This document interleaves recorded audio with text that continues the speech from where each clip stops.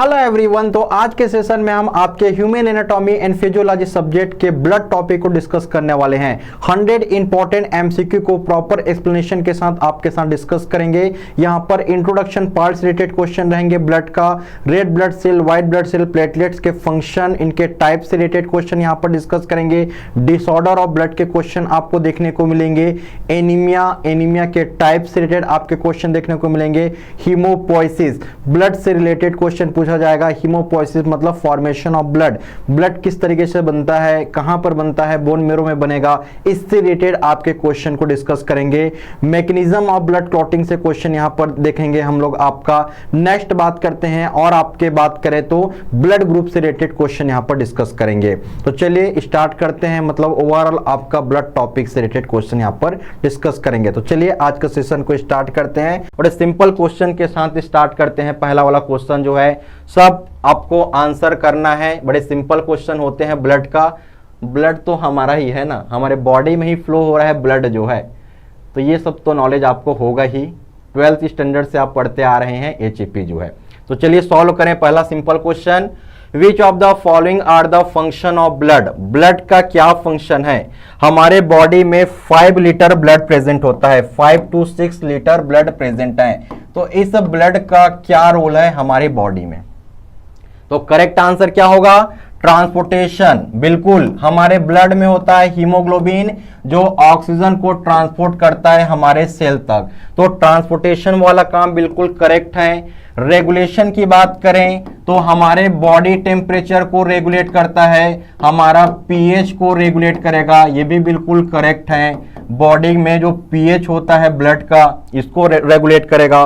Protection की बात करें तो व्हाइट ब्लड सेल जो है ये हमें प्रोटेक्शन प्रोवाइड करता है डिजीज से। तो ऑल ऑफ दिस इसका करेक्ट आंसर होगा। साथ ही साथ आपके कॉन्सेप्ट को भी क्लियर करते हुए चलेंगे।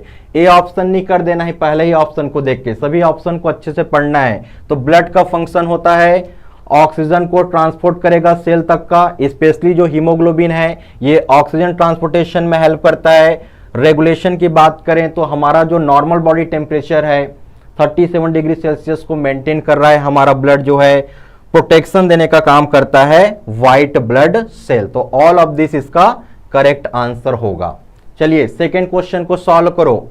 रेड ब्लड सेल का ही दूसरा नाम क्या है। पहले सिंपल क्वेश्चन है, फिर आगे थोड़ा सा लेवल आपका टफ होगा और जल्दी से सभी ज्वाइन हो जाएं। तो करेक्ट आंसर क्या होगा, रेड ब्लड सेल को क्या बोलते हैं, रेड ब्लड सेल को बोलते हैं इरिथ्रोसाइट। प्लेटलेट्स को क्या बोलते हैं, थ्रोम्बोसाइट। थ्रोम्बोसाइट का मतलब क्या होता है, थ्रोम्बोसाइट मतलब प्लेटलेट्स।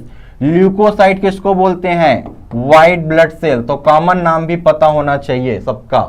तो करेक्ट आंसर इसका क्या होगा, ए। रेड ब्लड सेल के ही में प्रेजेंट होता है हीमोग्लोबिन। हीमोग्लोबिन कहां प्रेजेंट होता है, रेड ब्लड सेल में ही प्रेजेंट होता है। ए इसका करेक्ट आंसर होगा। नेक्स्ट क्वेश्चन आंसर करेंगे नेक्स्ट क्वेश्चन का। On what basis of the blood group classify. तो ब्लड ग्रुप का क्लासिफिकेशन किसके बेस पे होता है, हीमोग्लोबिन के बेस पे होता है कि रिसर्च फैक्टर के बेस पे होता है कि ऑक्सीजन कंटेंट के बेस पे होता है। क्या आंसर आएगा, हमारा ब्लड ग्रुप का डिटर्मिनेशन किसके बेस पे होता है, जो रेड ब्लड सेल के सरफेस पे जो भी एंटीजन प्रेजेंट होगा इसके बेस पे हमारा ब्लड ग्रुप डिसाइड होने वाला है। रेड ब्लड सेल के सरफेस पे ए एंटीजन होगा तो हमारा ब्लड ग्रुप ए होगा। रेड ब्लड सेल के सरफेस पे बी एंटीजन होगा तो हमारा ब्लड ग्रुप बी होगा। रेड ब्लड सेल के सरफेस पे बोथ दोनों एंटीजन प्रेजेंट होंगे, हमारा ब्लड ग्रुप ए बी होगा। और कोई भी एंटीजन प्रेजेंट ना हो हमारे रेड ब्लड सेल के सरफेस पे तो हमारा ब्लड ग्रुप ओ होगा। तो एंटीजन के बेस पे डिसाइड होता है हमारा ब्लड ग्रुप जो कि आपका रेड ब्लड सेल में प्रेजेंट है। और इसके जस्ट अपोजिट हमारे प्लाज्मा में एंटीबॉडी होता है। जैसे ए एंटीजन है तो फिर प्लाज्मा में बी एंटीबॉडी होगा, राइट। तो एंटीजन और एंटीबॉडी के बेस पे हमारा ब्लड ग्रुप डिसाइड होगा, जो कार्ल स्टिनर जी ने बताया था ब्लड ग्रुप के बारे में। Next, which blood type is universal donor. और आपके ऑप्शन में मैं और भी मेंशन कर देता हूं ओ पॉजिटिव वाला होगा कि ओ निगेटिव वाला होगा? जल्दी से कमेंट करके बताएं। ये तो सिंपल क्वेश्चन है कि यूनिवर्सल डोनर आपके ओ को बोला जाता है, और क्वेश्चन आपसे पूछा जाए यूनिवर्सल एक्सेप्टर जो सबसे ब्लड को एक्सेप्ट कर सकता है, तब आपको आंसर लेना है ए बी वाले को। अब यहां पर आंसर करेंगे कि ओ पॉजिटिव वाला होगा कि ओ निगेटिव वाला होगा। ज्यादा स्पेसिफिक हम बात करें तो क्या आंसर करोगे? ओ पॉजिटिव कि निगेटिव? तो जो ओ निगेटिव कर रहे हैं उनका बिल्कुल करेक्ट आंसर है। ये किसी के साथ भी इंटरेक्ट नहीं कर सकता है, तो ओ निगेटिव वाले को बोलते हैं यूनिवर्सल डोनर। सिंपल क्वेश्चन पूछेगा तो ओ को करना है, और पॉजिटिव नेगेटिव की बात करें तो ओ निगेटिव को आपको यूनिवर्सल डोनर करना है। वैसे क्वेश्चन आपसे पूछा जाए यूनिवर्सल एक्सेप्टर क्या है, तो आपको आंसर करना है ए बी पॉजिटिव, जो सबसे ब्लड को एक्सेप्ट कर सकता है, और डोनर का मतलब जो सबको अपना ब्लड दे सकता है। क्लियर हुआ कि नहीं? ओके, नेक्स्ट क्वेश्चन आइए। The antigen for ABO and the Rh blood group are present on. तो क्वेश्चन आपसे पूछ रहा है ब्लड ग्रुप के बारे में, एबीओ जो ब्लड ग्रुप है और आरएच जो होता है, आरएच एंटीजन जो होता है वो कहां पर प्रेजेंट होता है? ब्लड के प्लाज्मा में होगा, व्हाइट ब्लड सेल में होगा, रेड ब्लड सेल में होगा कि प्लेटलेट्स होगा? तो करेक्ट आंसर इसका क्या होगा? अभी तो हमने बताया रेड ब्लड सेल ही डिसाइड करता है हमारा ब्लड ग्रुप। इसी के सरफेस पे प्रेजेंट होता है एंटीजन और डी एंटीजन, जिसको बोलते हैं आरएच फैक्टर। यही डिसाइड करता है यदि ये प्रेजेंट है तो हमारा ब्लड ग्रुप पॉजिटिव होगा, और ये अब्सेंट होगा तो हमारा ब्लड ग्रुप नेगेटिव होगा। मतलब ब्लड ग्रुप का डिटर्मिनेशन हमारा रेड ब्लड सेल ही डिसाइड करता है, व्हाइट ब्लड सेल और प्लेटलेट्स का कोई रोल नहीं है।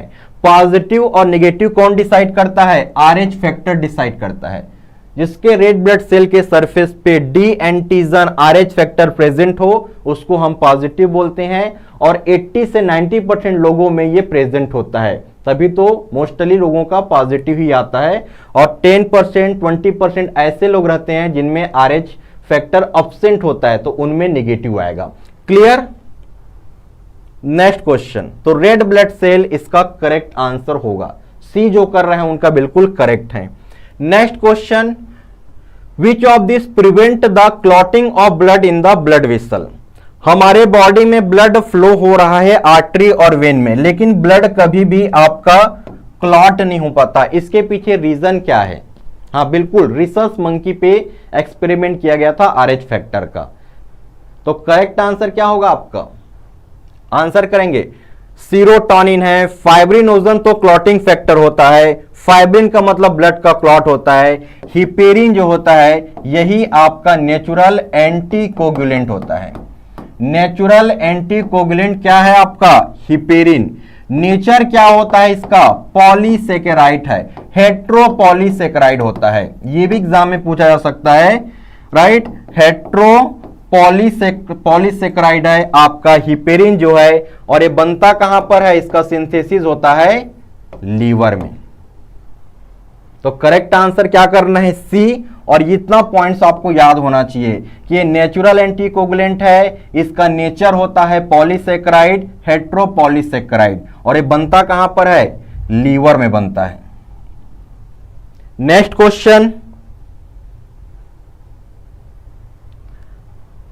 क्वेश्चन, हाँ बिल्कुल, प्रोटामिन सल्फेट एंटीडोट है इसका। इसका आंसर करेंगे हिपेरिन का। Which of the following factor is known as the anti haemophilic factor? कई सारे एग्जाम में क्वेश्चन आ चुका है एंटी हीमोफिलिक फैक्टर, और इसकी डिफिशियंसी हो जाए तो क्या प्रॉब्लम होता है? इस फैक्टर की यदि कमी हो जाए तो हीमोफीलिया की प्रॉब्लम आता है। हीमोफीलिया, हीमोफीलिया मतलब ब्लड क्लॉट नहीं करेगा, राइट? इंग्लैंड की महारानी को हुआ था, विक्टोरिया को, यह प्रॉब्लम, जिसमें फैक्टर नंबर 8 की डिफिशियंसी, और फैक्टर नंबर 8 को ही बोला जाता है एंटी हीमोफिलिक फैक्टर, और इसकी डिफिशियंसी से हीमोफीलिया की प्रॉब्लम होगा, ब्लड क्लॉट करने वाला नहीं है, ये जेनेटिक प्रॉब्लम है। और तो करेक्ट आंसर आपका 8 होगा। क्लॉटिंग फैक्टर से क्वेश्चन पूछे जाते हैं, क्लॉटिंग फैक्टर को अच्छे से पढ़ के जाना है, यहां से एग्जाम में जरूर आपसे क्वेश्चन पूछा जाएगा। राइट। जैसे बात करें फैक्टर नंबर 9, फैक्टर नंबर 9 को क्या बोलते हैं, क्रिसमस फैक्टर, इस तरीके से एग्जाम में पूछा जाता है। फैक्टर नंबर 9 का दूसरा नाम क्या है, क्रिसमस फैक्टर। फैक्टर नंबर 10 को बोलते हैं स्टुअर्ट पावर फैक्टर। तो ये सब क्वेश्चन आए हुए हैं आपके कि फैक्टर नंबर 10 को स्टुअर्ट पावर फैक्टर बोलते हैं, फैक्टर नंबर 9 को क्रिसमस फैक्टर बोलते हैं, और फैक्टर नंबर 8 को एंटी हीमोफिलिक फैक्टर बोलते हैं, और इसकी डिफिशियंसी की वजह से हीमोफीलिया की प्रॉब्लम होगी। नेक्स्ट क्वेश्चन आंसर करेंगे, बहुत अच्छे से रेडी करके जाना है, एग्जाम में जरूर आएगा। Which blood cell secreted antibody, तो एंटीबॉडी बनाने वाला सेल कौन सा है, इसिनोफिल है, मोनोसाइड है, लिम्फोसाइड है कि न्यूट्रोफिल। तो एंटीबॉडी कौन बनाता है भाई, जल्दी से आंसर करेंगे। एंटीबॉडी कौन बनाता है, तो एंटीबॉडी बनाता है आपका बी लिम्फोसाइड। बी लिम्फोसाइड क्या बनाता है, एंटीबॉडी, राइट। और स्पेसिफिक बात करें तो प्लाज्मा सेल, सिंपल पूछेगा तो लिम्फोसाइड, और थोड़ा स्पेसिफिक पूछा जाए यही आगे चल के डिफरेंशिएट होता है और बनाता है प्लाज्मा सेल, जो आगे चल के एंटीबॉडी बनाएगा। तो एकदम स्पेसिफिक पूछेगा तो ये होगा, और बाकी सिंपल पूछेगा तो फिर आपका लिम्फोसाइड, जो कि आपका व्हाइट ब्लड सेल है। Okay, next question, Which of the following white blood cell is capable of phagocytosis action? Phagocytosis का मतलब क्या होता है, टू इंगल्फ बैक्टीरिया। तो बैक्टीरिया को इंगल्फ कौन करता है, इसका मतलब होता है टू इंगल्फ बैक्टीरिया। तो बैक्टीरिया को कौन इंगल्फ करता है आपका, बेसोफिल करेगा, मोनोसाइट करेगा, लिम्फोसाइट करेगा कि टी सेल करेगा।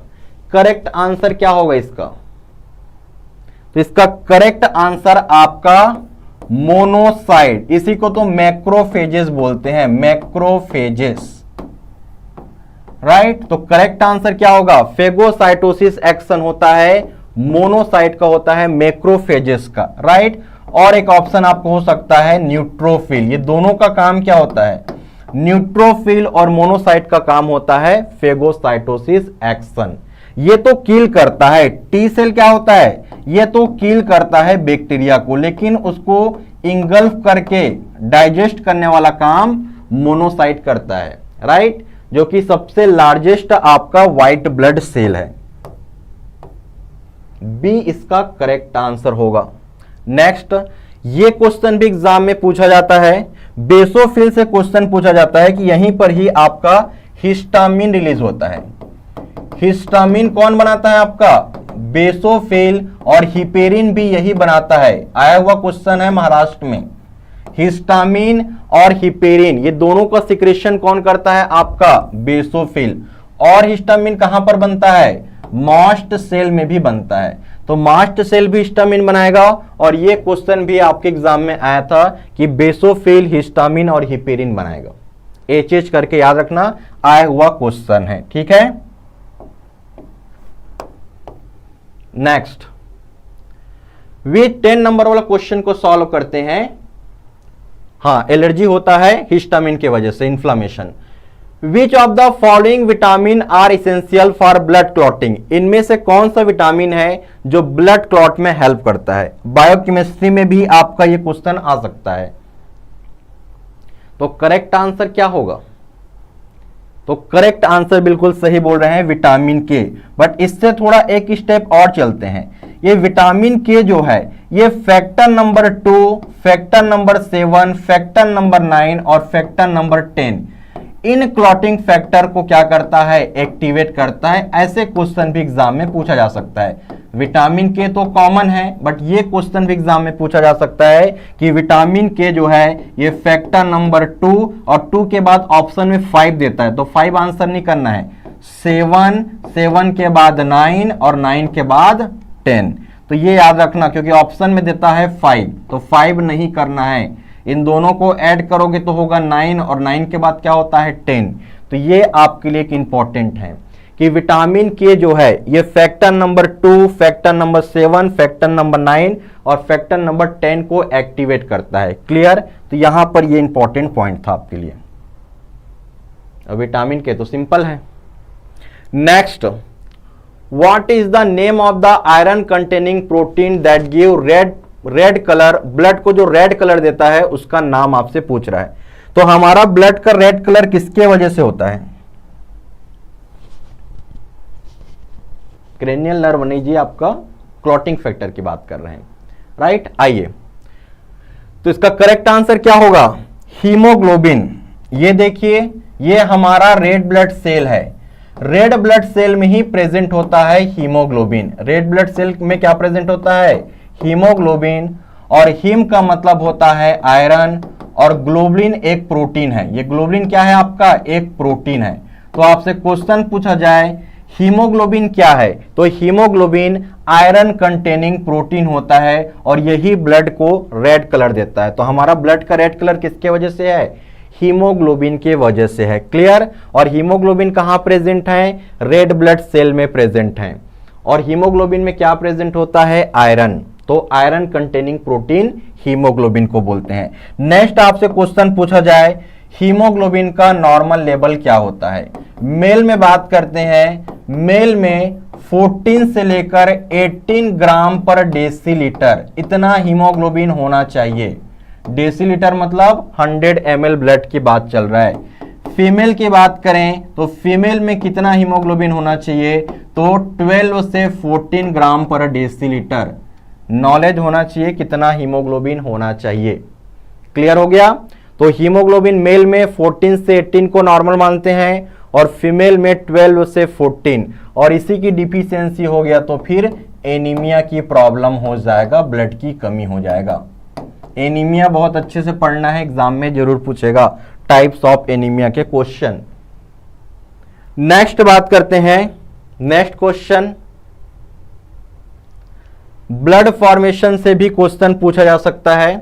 Platelets are formed from what type of cell? तो प्लेटलेट्स कौन से सेल से बनता है?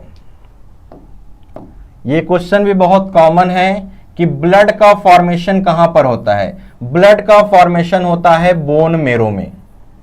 ब्लड सेल कहां पर बनते हैं हमारे? बोन मेरो में बनता है अडल्ट में, और बोन मेरो में ही प्रेजेंट होता है स्टेम सेल, स्टेम सेल, और यहीं से ही ब्लड का फॉर्मेशन होता है। तो क्वेश्चन पूछा जाता है माइलोब्लास्ट स्टेम सेल से क्या बनेगा? माइलोब्लास्ट स्टेम सेल से आपका न्यूट्रोफिल बनेगा, बेसोफिल बनेगा, जितना फिल वाला चीज है, इसिनोफिल, इसिनोफिल, राइट। तो न्यूट्रोफिल, बेसोफिल, इसिनोफिल ये आपके माइलोब्लास्ट से बनेंगे। लिम्फोब्लास्ट से क्या बनेगा? आपका लिम्फोसाइट बनेगा। आपके सिलेबस में मेंशन है ब्लड फॉर्मेशन का प्रोसेस, तो लिम्फोसाइट बनेगा। लिम्फोब्लास्ट से, एरिथ्रोब्लास्ट से आगे चल के बनेगा रेड ब्लड सेल, राइट। और ये क्वेश्चन बहुत ज्यादा इंपॉर्टेंट है आपका कि मेगा कैरियोब्लास्ट सेल से आपका थ्रोम्बोसाइट बनेगा, मतलब प्लेटलेट बनेगा। ESIC में भी आया था ये क्वेश्चन, एम्स में भी आया था ये क्वेश्चन कि मेगा कैरियोसाइट सेल से आगे चल के क्या बनेगा? प्लेटलेट्स। और ब्लड फॉर्मेशन का प्रोसेस को हीमोपोइसिस बोला जाता है। ब्लड फॉर्मेशन का प्रोसेस को क्या बोलते हैं? हीमोपोइसिस, जो कि आपका बोन मेरो में बनेगा। तो जितना भी ब्लास्ट है तो समझ लेना ये सब कहां बन रहे हैं? बोन मेरो में बन रहा है। तो मेगा कैरियोसाइट इसका करेक्ट आंसर होगा। Next question, what is the major task of red blood cell? Red blood cell का मेन फंक्शन क्या होता है? कार्बन डाइऑक्साइड को ट्रांसपोर्ट करना, पहला ऑप्शन है। सेकेंड ऑप्शन है हीमोस्टेसिस को मेंटेन करना, इम्यूनिटी प्रोवाइड करना, इम्यूनिटी देता है व्हाइट ब्लड सेल। ऑक्सीजन को ट्रांसपोर्ट करना, यही मेन काम होता है, और इसमें होता है हीमोग्लोबिन, और हीमोग्लोबिन का ही मेन काम है बॉडी में ऑक्सीजन की सप्लाई करना, राइट। तो डी इसका करेक्ट आंसर होगा। Next question, which of the following is the graveyard of red blood cell? Red blood cell का कब्रिस्तान किसको बोलते हैं? क्वेश्चन है आपका, कब्रिस्तान कौन है भाई आपका रेड ब्लड सेल का? यस, ऑक्सीजन ट्रांसपोर्टेशन में हेल्प करता है आपका हीमोग्लोबिन, जो कि रेड ब्लड सेल में प्रेजेंट होता है। तो कब्रिस्तान किसको बोलते हैं रेड ब्लड सेल का? स्प्लीन को बोला जाता है। इसका लाइफ स्पान पूछा जाता है आपके एग्जाम में कि लाइफ स्पान कितना होता है? 120 डे। रेड ब्लड सेल का लाइफ स्पान 120 डे। 120 डे के बाद किसके पास पहुंच जाएगा? स्प्लीन के पास पहुंच जाएगा और यहां पर जाके अपनी समाधि ले लेगा, मतलब इसका ग्रेवयार्ड यहीं पर है। नेक्स्ट क्वेश्चन पूछा जाता है, स्प्लीन को ही बोलते हैं ब्लड बैंक। ब्लड बैंक किसको बोलते हैं? स्प्लीन को ही बोलते हैं। ये क्वेश्चन भी एग्जाम में पूछा जा सकता है।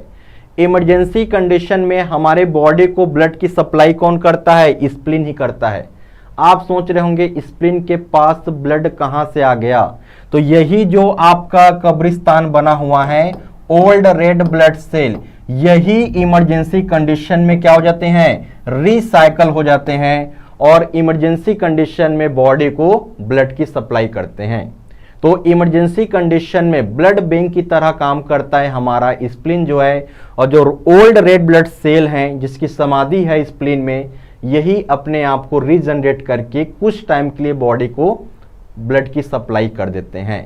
कहने का मतलब है इन्हीं की आत्मा ही कुछ टाइम के लिए बॉडी को बचा लेती है। क्लियर? यस, ये भी बिल्कुल अच्छा कमेंट है कि रेड ब्लड सेल के पास कोई भी न्यूक्लियस नहीं है। जो मैच्योर रेड ब्लड है इसके पास कोई भी न्यूक्लियस प्रेजेंट नहीं है। आगे डिस्कशन में आएगा, क्वेश्चन है आपका। क्लियर? तो दोनों पॉइंट्स याद रखना। राइट? स्प्लीन का लोकेशन की बात करें तो ये लेफ्ट साइड में प्रेजेंट होता है। आप सोच रहे होंगे हमारा ब्लड बैंक कहां है? तो हमारा राइट साइड की बात करें, राइट साइड लीवर है, और लेफ्ट साइड बात करें तो लेफ्ट साइड हमारा स्प्लीन है, हमारा ब्लड बैंक है। ये हमारा लेफ्ट साइड स्प्लीन और राइट साइड है हमारा लीवर और बीच में हमारा स्टोमक। तो ये मैंने आपका लोकेशन भी बता दिया हमारा स्प्लीन का। चलिए नेक्स्ट क्वेश्चन को सॉल्व करेंगे। सर व्हाइट ब्लड सेल में न्यूक्लियस प्रेजेंट होता है, तभी तो डीएनए टेस्टिंग में व्हाइट ब्लड सेल को यूज करते हैं। जल्दी से आंसर करेंगे। करेक्ट आंसर क्या होगा इसका? Most of the volume of normal human blood is composed of. तो ब्लड किससे मिलकर बना होता है? तो देखिए मैं कुछ आपका कॉन्सेप्ट यहां पर क्लियर कर देता हूं। ब्लड का मतलब क्या होता है? ब्लड का मतलब जिसमें प्लाज्मा हो।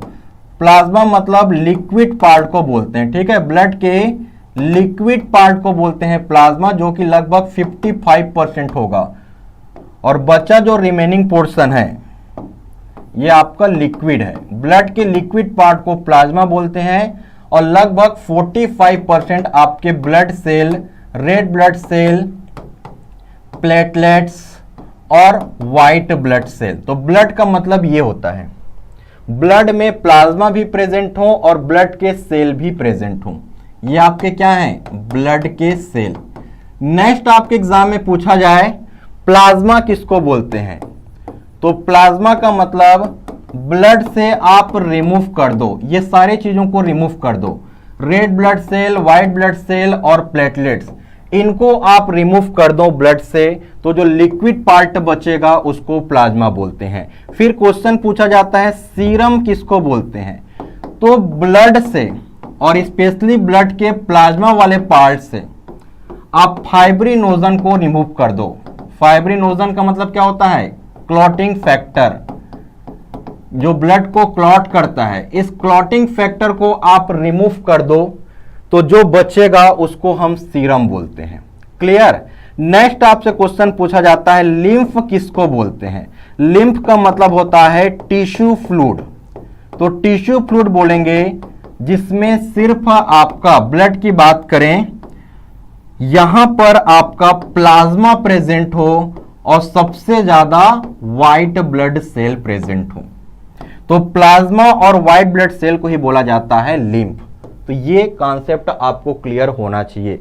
ब्लड बोला जाए मतलब plasma, red blood cell, white blood cell, platelets, सारी चीजें इंक्लूड हो जाएंगी। प्लाज्मा बोलेगा तो सिर्फ लिक्विड पार्ट को लेना है ब्लड का, ब्लड सेल रिमूव हो जाएंगे। Red blood cell, white blood cell, plasma हटा दो। सीरम बोलेगा तो फाइब्रिनोजन क्लॉटिंग फैक्टर को हटा दो, बाकी जो बच गया उसको हम लोग सीरम बोलेंगे। लिम्फ का मतलब होता है टिश्यू फ्लूइड, जो हमारे टिश्यू रीजन पे प्रेजेंट होगा, और इसमें आपका व्हाइट ब्लड सेल प्रेजेंट होता है और प्लाज्मा। लिम्फ में प्लेटलेट्स और रेड ब्लड सेल नहीं होते हैं, लिम्फ में रेड ब्लड सेल और प्लेटलेट्स एब्सेंट होते हैं। तो ये मैंने आपका कॉन्सेप्ट क्लियर कर दिया, इससे रिलेटेड आगे क्वेश्चन भी है। तो करेक्ट आंसर क्या होगा? राइट, वॉल्यूम की बात कर रहे हैं तो प्लाज्मा, जो कि आपका 55% होता है। और सबसे मजेदार चीज ये है कि हमारे ब्लड में सबसे ज्यादा 55% क्या है? प्लाज्मा है, और इस प्लाज्मा में भी 90% आपका वाटर है। प्लाज्मा में भी 90% क्या है? वाटर है। क्लियर? आइए next question, process of formation of blood cell. अभी हमने बताया ब्लड सेल का फॉर्मेशन, तो फॉर्मेशन वाले प्रोसेस को क्या बोलते हैं? बनता तो ब्लड आपके बोन मेरो में है, ठीक है। एक अडल्ट में ब्लड का फॉर्मेशन होता है बोन मेरो में, और उस प्रोसेस को बोलते हैं हीमोपोइसिस। पोइसिस का ही मतलब होता है प्रोसेस, तो ब्लड बनने का प्रोसेस को क्या बोलते हैं? हीमोपोइसिस। अब आपसे क्वेश्चन पूछा जाता है इरिथ्रोपोइसिस का मतलब क्या होता है? इरिथ्रोपोइसिस का मतलब होता है formation of red blood cell. Red blood cell बनने का फॉर्मेशन को क्या बोलते हैं? इरिथ्रोपोइसिस। नेक्स्ट क्वेश्चन पूछा जाता है इरिथ्रोपोइटिन, बहुत इंपॉर्टेंट है इरिथ्रोपोइटिन। तो इरिथ्रोपोइटिन क्या है? तो इरिथ्रोपोइटिन एक हार्मोन है, और यह हार्मोन रिलीज होता है किडनी से। यह हार्मोन बनता कहां से है? किडनी से। यही इरिथ्रोपोइटिन हार्मोन जो है, जीपीटी एग्जाम में भी क्वेश्चन आया था, ये स्टिमुलेट करता है रेड ब्लड सेल बनने का प्रोसेस को। बहुत इंपॉर्टेंट है, कई बार एग्जाम में आया हुआ क्वेश्चन है कि इरिथ्रोपोइटिन हार्मोन जो हमारे किडनी से रिलीज होगा, और यही इरिथ्रोपोइटिन हार्मोन स्टिमुलेट करता है रेड ब्लड सेल के प्रोडक्शन को, और रेड ब्लड सेल के बनने का प्रोसेस को क्या बोलते हैं? इरिथ्रोपोइसिस। तो पोइसिस का मतलब होता है प्रोसेस, और पोइटिन का मतलब होता है हार्मोन। इरिथ्रोपोइटिन एक हार्मोन है, तो कंफ्यूज बिल्कुल भी नहीं होना है कि पोइसिस बोल रहा है कि पोइटिन बोल रहा है। राइट। नेक्स्ट क्वेश्चन आपके एग्जाम में पूछा जाता है कि एक अडल्ट में ब्लड का फॉर्मेशन तो बोन मेरो में होता है, ये तो बात आपको समझ में आ गया। अब क्वेश्चन पूछा जाए फीटस में, जिस बच्चे का भी जन्म नहीं हुआ है, जिसका बोन अभी डेवलप नहीं हुआ है, यहां पर ब्लड बनता है स्प्लीन में। पहला ऑप्शन यही लेना है, ये ऑप्शन में ना दिया गया हो तो फिर लीवर आंसर लेना है। तो एक अडल्ट में ब्लड का फॉर्मेशन बोन मेरो में होगा, क्योंकि अडल्ट का बोन प्रॉपर तरीके से डेवलप रहेगा, और एक बच्चा फीटस जो बच्चादानी में है, अभी उसका प्रॉपर तरीके से बोन डेवलप नहीं हुआ है, तो इस बच्चे में ब्लड फॉर्मेशन का काम स्प्लीन करेगा, और स्प्लीन ऑप्शन में ना हो तो फिर लीवर आंसर करना है। फर्स्ट ऑप्शन तो आपको स्प्लीन ही करना है। Clear? Next, clumping of cell is known as. Clumping का मतलब क्या होता है? क्लंपिंग ऑफ सेल, तो जब गलत तरीके से किसी को ब्लड ट्रांसफ्यूजन किया जाए, ठीक है, जब गलत तरीके से ब्लड का ट्रांसफ्यूजन हो जाए तो एंटीजन और एंटीबॉडी में रिएक्शन हो जाएगा, और रेड ब्लड सेल क्या हो जाएगा? डिस्ट्रॉय हो जाएगा, क्लम्प हो जाएगा, और इसी प्रोसेस को बोलते हैं एग्लूटिनेशन। इस प्रोसेस को क्या बोलते हैं? एग्लूटिनेशन। तभी तो ब्लड ग्रुप चेक करके ही ब्लड डोनेट करना है, ठीक है। यहां पर आप देख सकते हो इस तरीके से क्लम्प का फॉर्मेशन हो जाएगा। ये गलत तरीके से ब्लड ट्रांसफ्यूजन की वजह से होता है, जहां पर रेड ब्लड सेल क्लम्प हो जाएंगे, और clumping of red blood cell को ही बोला जाता है आपका, ठीक है, एग्लूटिनेशन बोला जाता है। इसको क्या बोलते हैं? एग्लूटिनेशन, जब एंटीबॉडी और एंटीजन दोनों कॉम्प्लेक्स बन जाए। राइट। क्वेश्चन पूछा जाता है रेड ब्लड सेल का शेप क्या है? आप ही के महाराष्ट्र एग्जाम में आया हुआ है प्रीवियस ईयर में, तो बाई कॉन्केव शेप का होता है। इस तरीके का होता है शेप इसका। जब वो मैच्योर हो जाए या फिर सर्कुलर होता है। तो ये क्वेश्चन आया है आपके एग्जाम में कि रेड ब्लड सेल का शेप क्या होता है, तो आंसर लिया है बाइकॉन्केव, इसको बोलते हैं बाइकॉन्केव। आप चेक कर सकते हो, आपके एग्जाम में आया हुआ है। क्लियर हो गया? तो जैसे जैसे हमको क्वेश्चन याद आ रहा है हम उसको भी आपको कवर करा रहे हैं आपको।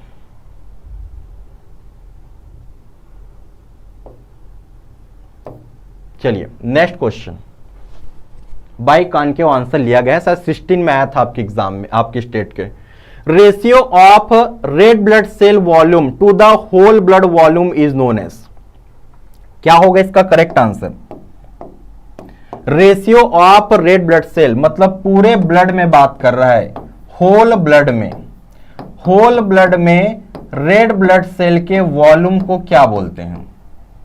पूरे ब्लड में रेड ब्लड सेल के वॉल्यूम को बोला जाता है हीमेटोक्रिट वैल्यू। करेक्ट आंसर क्या लेना है आपको? सी आंसर लेना है। हीमेटोक्रिट वैल्यू मतलब पूरे ब्लड में रेड ब्लड सेल के वॉल्यूम को ही क्या बोला जाता है आपका? Haematocrit value. जो नॉर्मल बात करें, मेल और फीमेल की मैं बात ना करूं, एक नॉर्मल बात करते हैं तो 40 से 50% के बीच में होना चाहिए। 40 to 45 भी ले सकते हो, राइट? ये इसका नॉर्मल रेंज है। ये भी इंपॉर्टेंट है आपके लिए, इरिथ्रोसाइट सेडिमेंटेशन रेट जो है ESR, ये ESR होता है, erythrocyte sedimentation rate.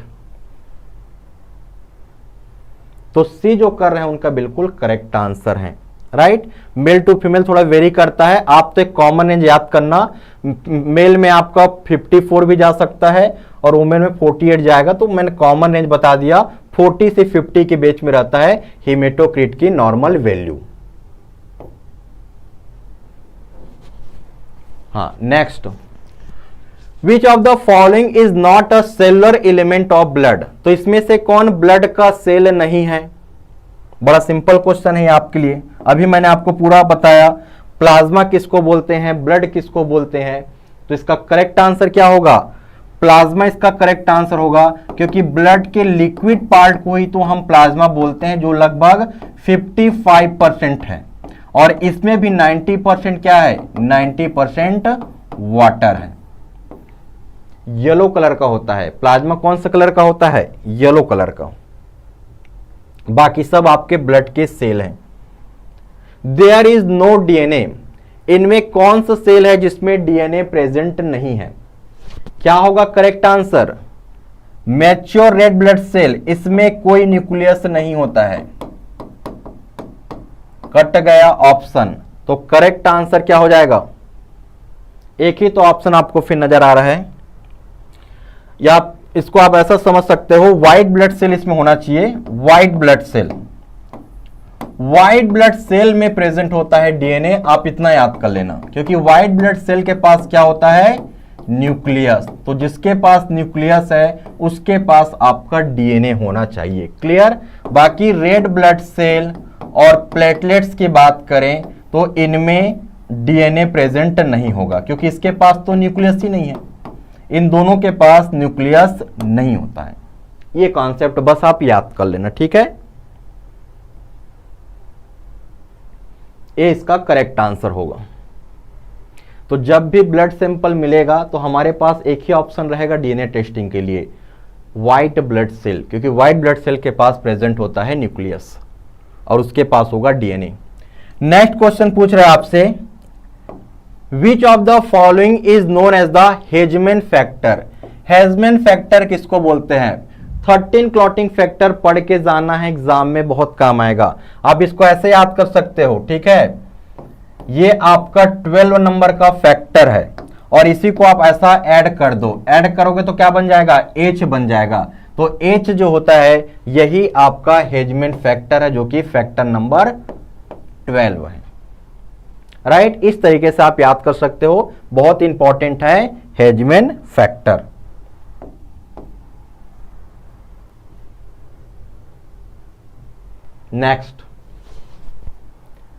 Next, which of the following is the function of the white blood cell? का काम क्या है? क्या फंक्शन होता है? ऑक्सीजन ट्रांसपोर्ट करना, ये तो हीमोग्लोबिन का काम होता है, और हीमोग्लोबिन प्रेजेंट होता है रेड ब्लड सेल में, पहले ही कट गया, राइट। ये इसका करेक्ट आंसर है। डिजीज से, इन्फेक्शन से इम्यूनिटी का काम करता है व्हाइट ब्लड सेल जो है। तो इम्यूनिटी के जो हम बात कर रहे हैं, तो इम्यूनिटी के लिए कौन रिस्पॉन्सिबल होता है? व्हाइट ब्लड सेल जो है, इन्फेक्शन से हमें प्रोटेक्शन प्रोवाइड करता है। यहां पर देखिए आपको फ्री में टेस्ट देखने को मिलेगा, जो स्पेशली महाराष्ट्र डीआई का तैयारी कर रहे हैं उनके लिए बिल्कुल फ्री है। तो सबसे पहले तो आप लोग जीडीसी का ऐप डाउनलोड कर लेना, मेरे ख्याल से सब ने डाउनलोड कर ही लिया होगा। अब आपको ज्वाइन कैसे करना है आप यहां पर देख सकते हो, जीडीसी क्लासेस, ये तो पहला काम है कि जीडीसी क्लासेस ऐप आपको प्ले स्टोर से डाउनलोड करना है, जो सबके पास होगा। स्टेप 2 में बात करते हैं, आपको जाना है बैच वाले सेशन पे, और वहां पर प्लस का जो बटन है उसमें क्लिक करना है। तो आपसे पूछेगा कि बैच कोड क्या है, तो आपको MH, सब स्मॉल में रहेगा ना, MHDI25 टाइप कर देना है। आप फ्री में ऐड हो जाओगे महाराष्ट्र डीआई में।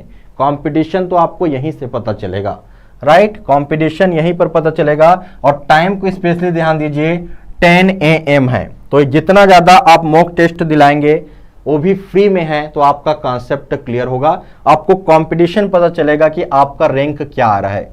तो अभी ही इसको डाउनलोड कर लें और देख सकते हो आप इसका, ठीक है। MHDI25 आपको बैच कोड रहेगा।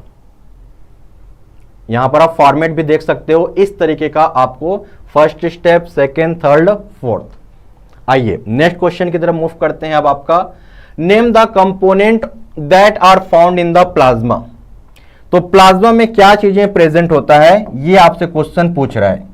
ये तो क्लियर हो गया, प्लाज्मा मतलब ब्लड के लिक्विड पार्ट को हम बोलते हैं प्लाज्मा, जिसमें 90% आपका वाटर होता है। इसमें 90% क्या होता है? वाटर। और बाकी जो 10% बचा हुआ है, इस 10% में आपका प्रोटीन होता है। यहां से भी क्वेश्चन पूछा गया था कि कौन कौन सा प्रोटीन होता है। एल्ब्यूमिन प्रोटीन होता है जो सबसे ज्यादा होता है, 60 to 70% होता है एल्ब्यूमिन प्रोटीन। फिर आपका ग्लोब्युलिन प्रोटीन, और थर्ड याद रखना फाइब्रिनोजन, जो कि ब्लड को क्लॉट करता है। क्वेश्चन पूछा जाता है फाइब्रिनोजन ब्लड क्लॉटिंग फैक्टर होता है, और ये प्रेजेंट होता है हमारे प्लाज्मा में।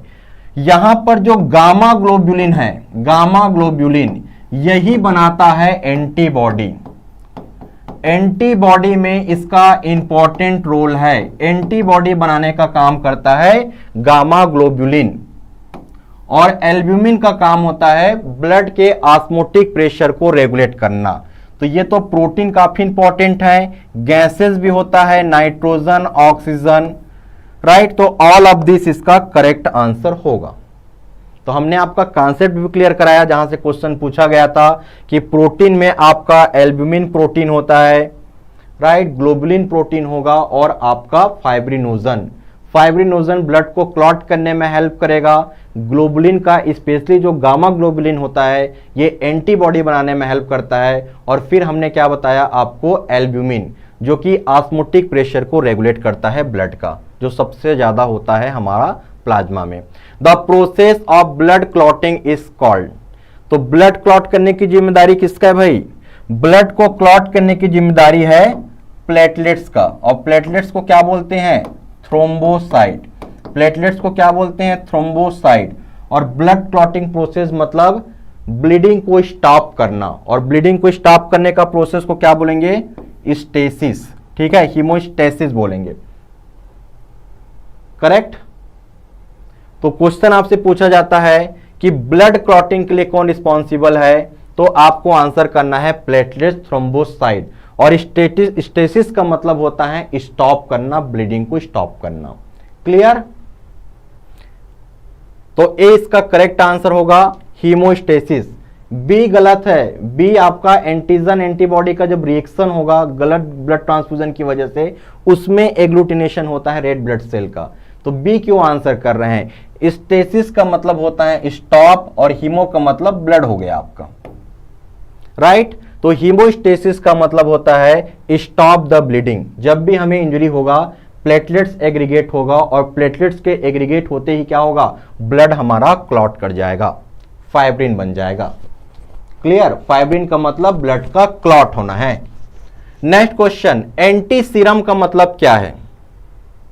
एंटी सीरम आंसर करेंगे, क्या होता है एंटी सीरम? एंटी सीरम, ये क्या है एंटी सीरम? आपका क्वेश्चन पूछ रहा है ऐसा सीरम जिसमें क्या प्रेजेंट हो, आपका एंटीबॉडी प्रेजेंट हो। करेक्ट आंसर क्या होगा? एंटीबॉडी प्रेजेंट होना चाहिए, राइट। तो करेक्ट आंसर इसका जो कर रहे हैं ए, उनका बिल्कुल करेक्ट है। एंटी सीरम मतलब क्या होता है? एंटीबॉडी कंटेनिंग प्रिपरेशन, ऐसा सीरम जिसमें आपका एंटीबॉडी है। और एंटीबॉडी, एंटी सीरम जो है ये कैसा इम्यूनिटी देगा? आपका पेसिव इम्यूनिटी देगा। ये कैसा इम्यूनिटी देता है? Passive immunity. जैसे वैक्सीन हम लगवाते हैं तो वैक्सीन लगवाने से एक्टिव इम्यूनिटी बनता है, और एंटी सीरम जो है ये एंटीबॉडी प्रिपरेशन होता है, तो इसमें पेसिव इम्यूनिटी बनता है। ये बात आपको याद रखना है। रेडीमेड फॉर्म में एंटीबॉडी मिल गया, एंटी सीरम के फॉर्म में।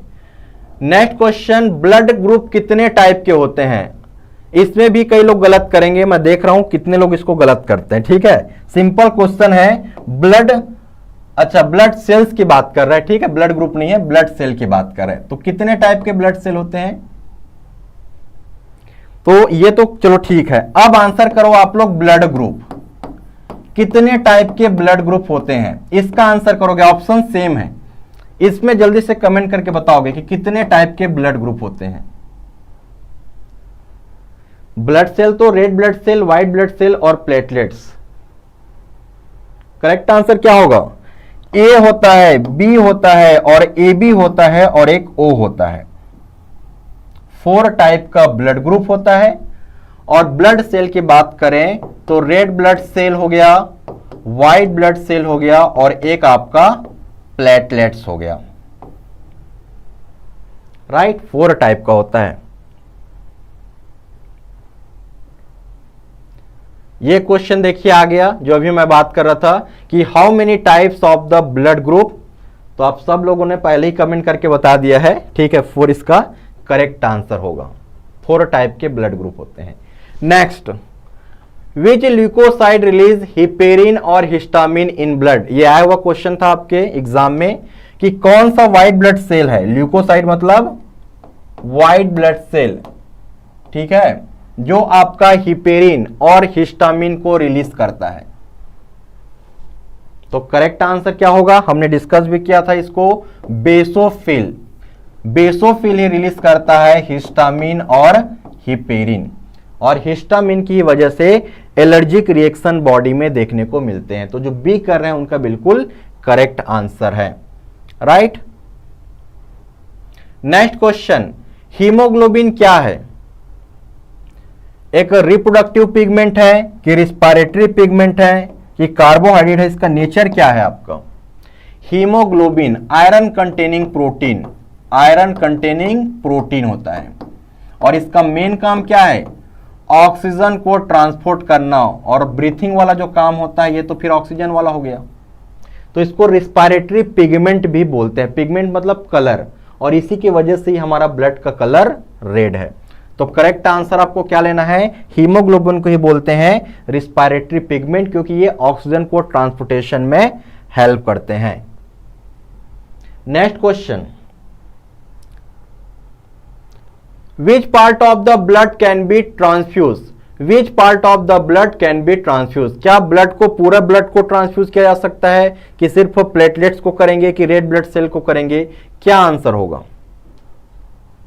तो ब्लड ट्रांसफ्यूजन आपने ब्लड बैंक में जाके देखा होगा, 2 पाउच नजर आता है, तो किसको ट्रांसफ्यूज किया जा सकता है? यस, सभी चीजों को आपका ट्रांसफ्यूज किया जा सकता है। अब यहां पर भी 2 चीजें आती हैं, एक तो होल ब्लड में सब चीजें आ जाएंगी, और एक दूसरा होता है प्लाज्मा थेरेपी। आपने नाम सुना होगा प्लाज्मा थेरेपी। तो प्लाज्मा थेरेपी में सिर्फ ब्लड के प्लाज्मा को ही दिया जाता है, ब्लड सेल को नहीं दिया जाता है। तो 2 तरीके से होता है, या तो पूरा ब्लड को दे दो या तो फिर प्लाज्मा थेरेपी करो। तो प्लाज्मा थेरेपी मतलब ब्लड के लिक्विड पार्ट को ही दिया जाता है, red blood cell, white blood cell और प्लेटलेट्स को रिमूव करके। अब जिसके बॉडी में, जिसके ब्लड में red blood cell, white blood cell, सारी चीजें जब सफिशिएंट अमाउंट में है तो उसको एक्स्ट्रा तो नहीं दे सकते ना। Next, which of the following blood cell play important role in the clotting. तो ब्लड क्लॉटिंग में कौन सा ब्लड सेल हेल्प करता है? तो हमने डिस्कस किया रेड ब्लड सेल में जो हीमोग्लोबिन है ये ऑक्सीजन के ट्रांसपोर्टेशन में हेल्प करता है। व्हाइट ब्लड सेल जो है, तो व्हाइट ब्लड सेल तो इम्यूनिटी बनाता है, डिजीज से हमें प्रोटेक्शन प्रोवाइड करता है, इन्फेक्शन से हमें प्रोटेक्शन प्रोवाइड करता है, और हमें कहीं पर चोट लग गया, इंजरी हुआ तो हमारा प्लेटलेट्स हेल्प करता है। तो करेक्ट आंसर क्या होगा आपका? थ्रोम्बोसाइट। और आज का लास्ट क्वेश्चन देखते हैं, सीरम का मतलब क्या होता है? Serum differ from the blood. Blood और सीरम में क्या डिफरेंस है? इसका आंसर करेंगे ब्लड और सीरम में क्या डिफरेंस है, जो हमने ऑलरेडी आपको बताया है। करेक्ट आंसर क्या होगा? ब्लड का मतलब जिसमें प्लाज्मा रहे, रेड ब्लड सेल रहे, व्हाइट ब्लड सेल और प्लेटलेट्स। सीरम का मतलब होता है जिसमें फाइब्रिनोजन अब्सेंट हो। फाइब्रिनोजन क्या होता है? Clotting factor. तो ये रिमूव कर दोगे तो उसको ब्लड ना बोल के क्या बोलते हैं? सीरम बोलते हैं, और सीरम से ही ब्लड टेस्ट परफॉर्म करते हैं। फर्स्ट का आंसर करेंगे जल्दी से। A increased white blood cell count is the indicative of which disease. तो क्वेश्चन आपसे पूछ रहा है कि व्हाइट ब्लड सेल का लेवल का इंक्रीज होना, अब वो तो इसको क्या बोलोगे आप? चलिए जल्दी से आंसर करेंगे। क्या इसका आंसर होगा? व्हाइट ब्लड सेल का नॉर्मल लेवल कितना होता है? व्हाइट ब्लड सेल का नॉर्मल वैल्यू आपका 4000 से लेकर 10,000 होगा। 4000 से 10,000 mm³। ये आपका नॉर्मल वैल्यू है व्हाइट ब्लड सेल का, और यही आपका 1 लाख हो जाए मतलब ये क्या हो गया? अब कैंसर हो गया, और इसी को क्या बोलते हैं? ल्यूकीमिया। ल्यूकीमिया का मतलब ब्लड कैंसर। अब ये ब्लड कैंसर बन गया है। तो करेक्ट आंसर आपका बी होगा।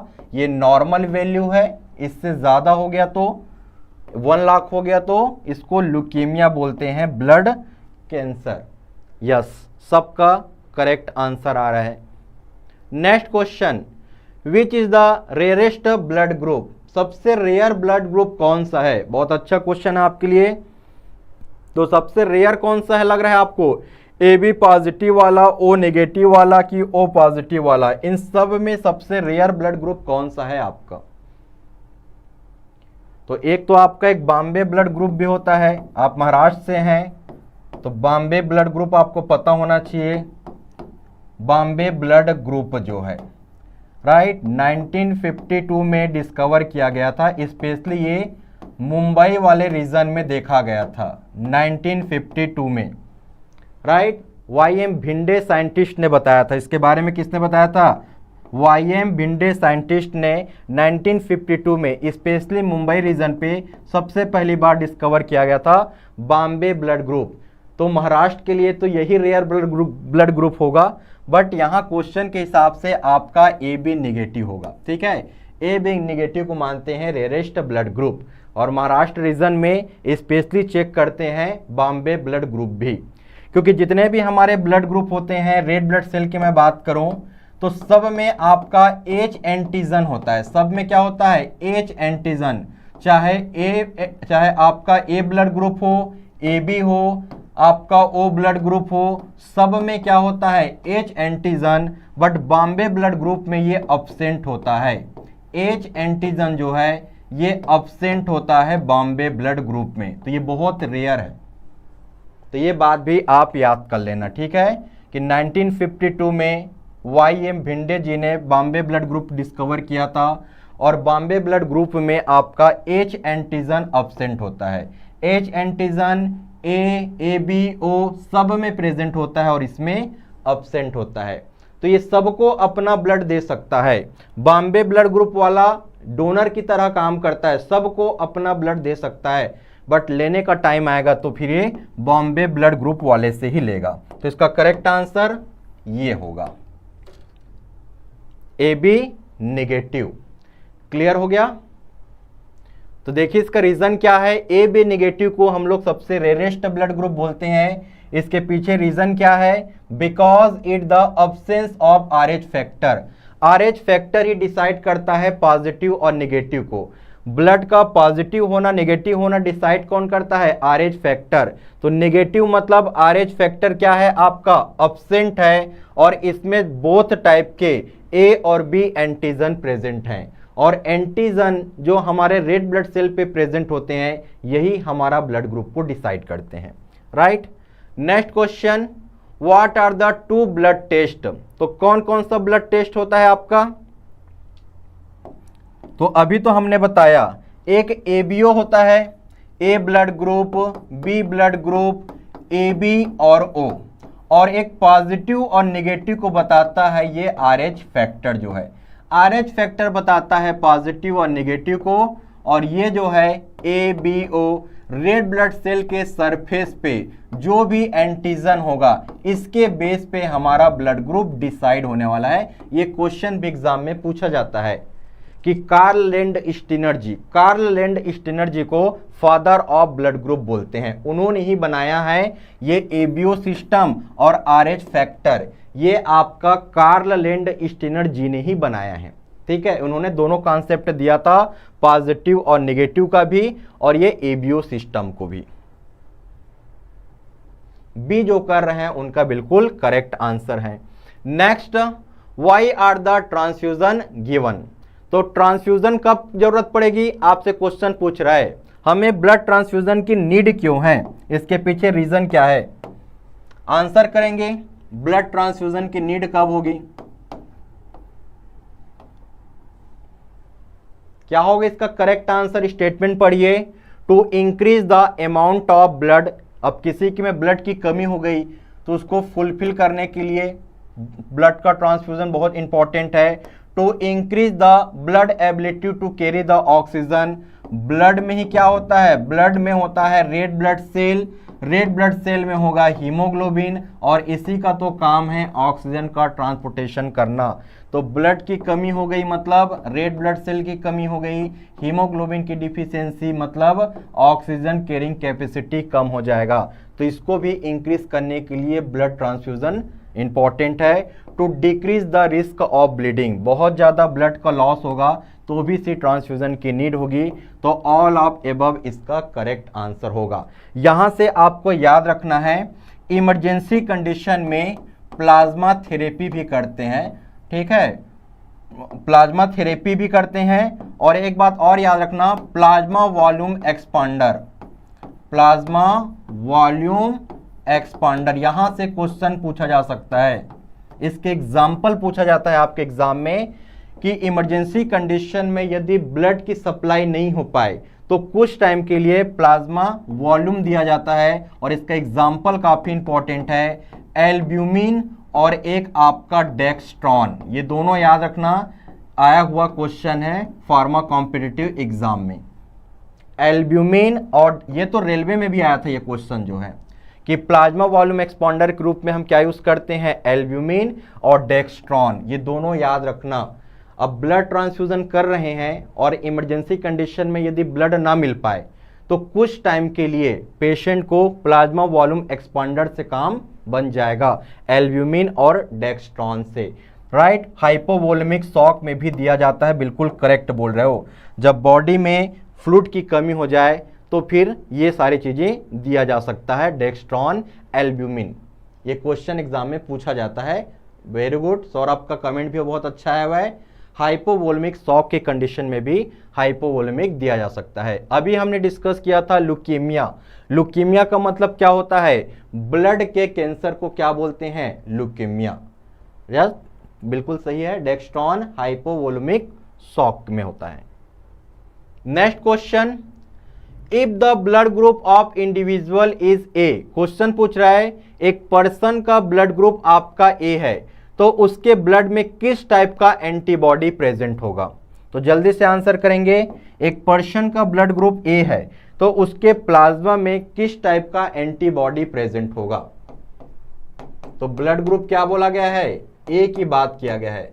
और अभी हमने डिस्कस किया कि रेड ब्लड सेल के सरफेस पे जो भी एंटीजन होगा इसके बेस पे हमारा ब्लड ग्रुप डिसाइड होगा। तो इस पर्सन का ब्लड ग्रुप ए है, मतलब इसके रेड ब्लड सेल पे ए एंटीजन है, तो इसके जस्ट अपोजिट होता है एंटीबॉडी।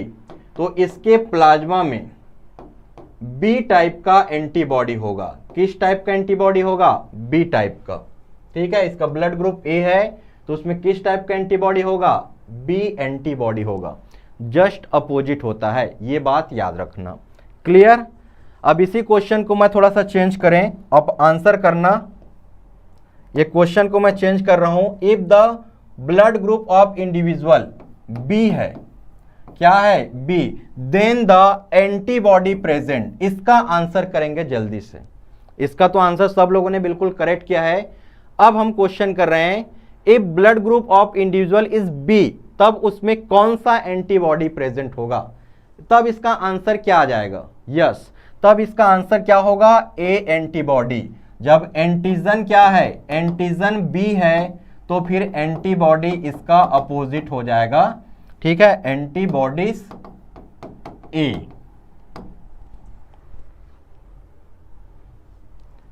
ए बी वाले में कोई एंटीबॉडी प्रेजेंट नहीं होता है, ए बी वाले में कोई एंटीबॉडी प्रेजेंट नहीं होता है, और ओ वाले में बोथ टाइप का एंटीबॉडी प्रेजेंट होता है। तो ये बात भी आप याद रखना।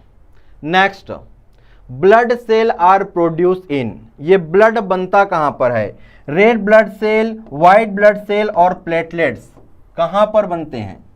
किडनी में, लंग्स में, या फिर बोन मेरो में की ग्लैंड में?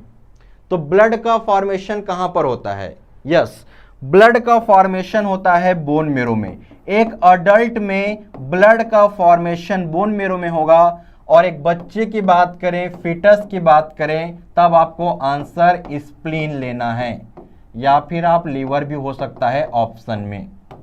तो दोनों पॉइंट याद रखना, एडल्ट में बोन मेरो में बनेगा और एक फिटस में स्प्लीन या फिर लीवर। सी इसका करेक्ट आंसर होगा।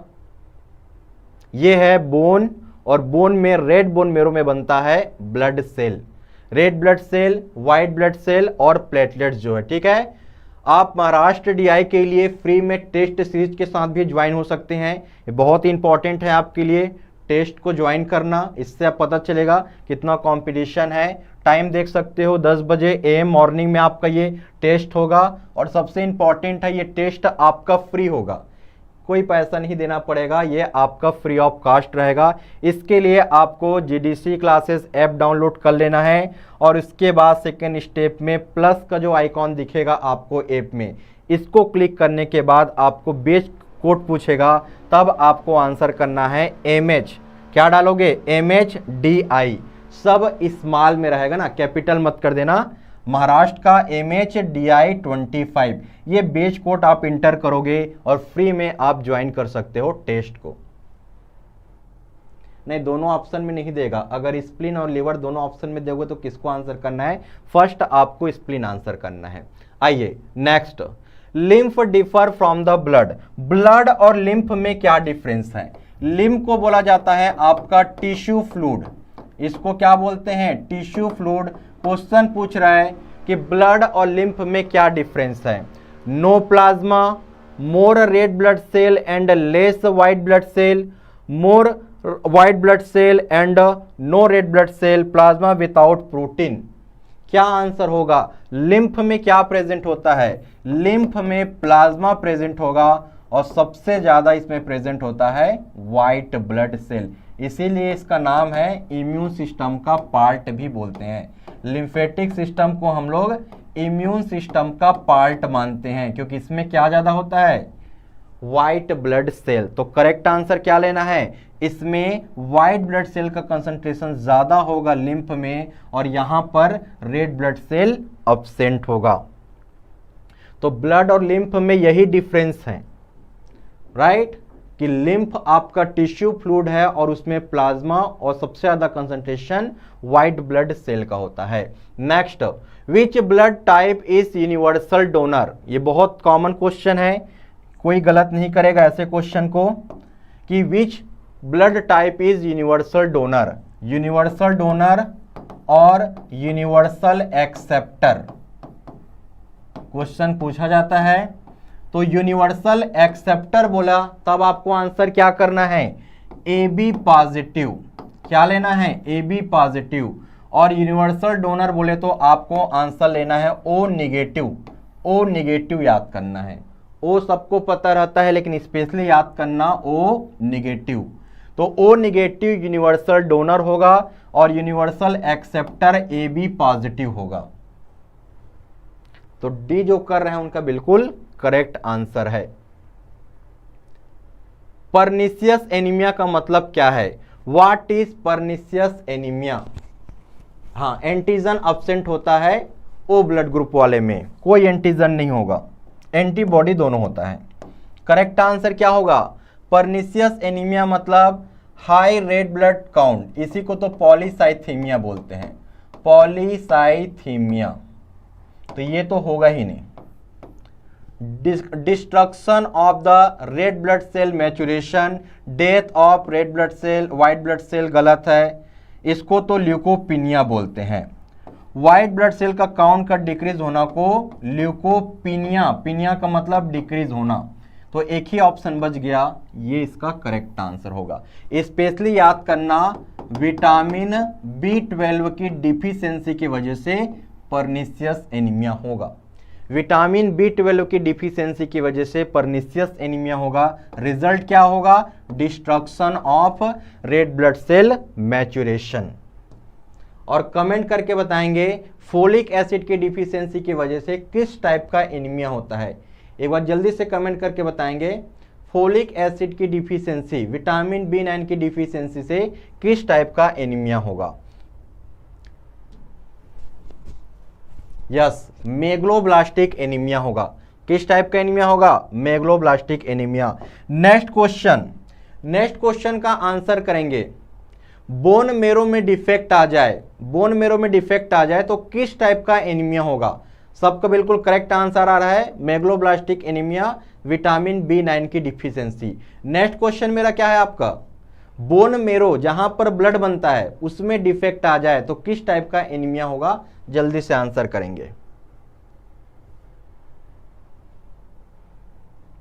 क्या है उसका आंसर आएगा आपका, अप्लास्टिक एनीमिया। क्या आएगा, अप्लास्टिक एनीमिया। ये आपके महाराष्ट्र में आया हुआ क्वेश्चन है। The substances involve in the control of platelets production, तो प्लेटलेट के प्रोडक्शन को कौन स्टिमुलेट करता है, आपका थ्रोम्बोपोएटिन। ये हार्मोन है, थ्रोम्बोपोएटिन हार्मोन जो है, जो रिलीज कहां से होता है, किडनी से रिलीज होगा, किडनी एंड लीवर से रिलीज होगा।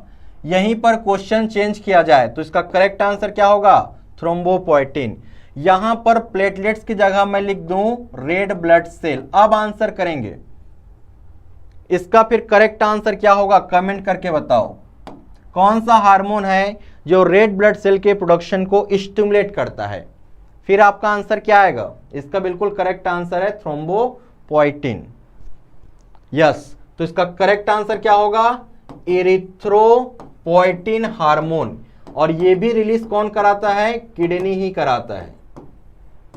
तो erythropoietin hormone red blood cell के प्रोडक्शन को स्टिमुलेट करता है। ये भी क्वेश्चन आपके एग्जाम में पूछा गया है, ठीक है। ये इसका करेक्ट आंसर होता यदि इस टाइप का क्वेश्चन पूछा जाता तो, ये वाला।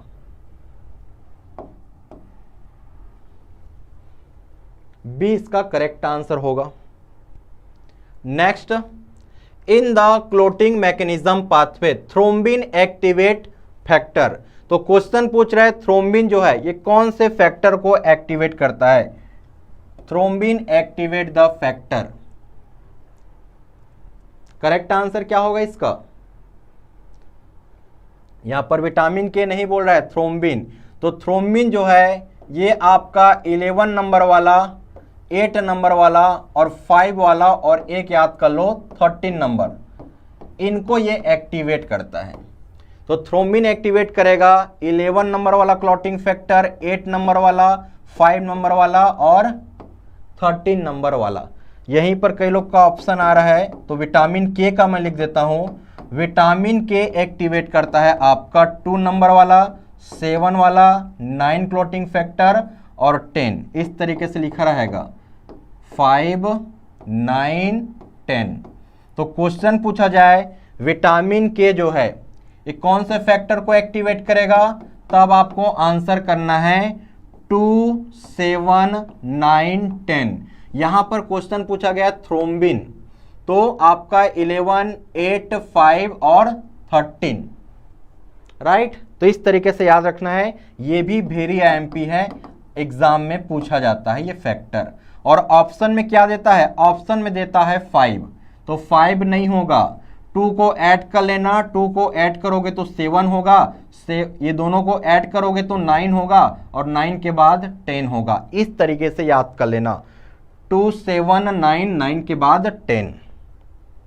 तो हम आपके कॉन्सेप्ट को भी क्लियर कर रहे हैं कि किस टाइप के क्वेश्चन आपके एग्जाम में पूछा जा सकता है। सर हिपेरिन क्या है, हिपेरिन आपका नेचुरल एंटीकोगुलेंट है जो ब्लड को क्लॉट करने नहीं देगा। Next question, what is the average life span of red blood cell. तो रेड ब्लड सेल का लाइफ स्पान कितना होता है, कमेंट करके बताएंगे।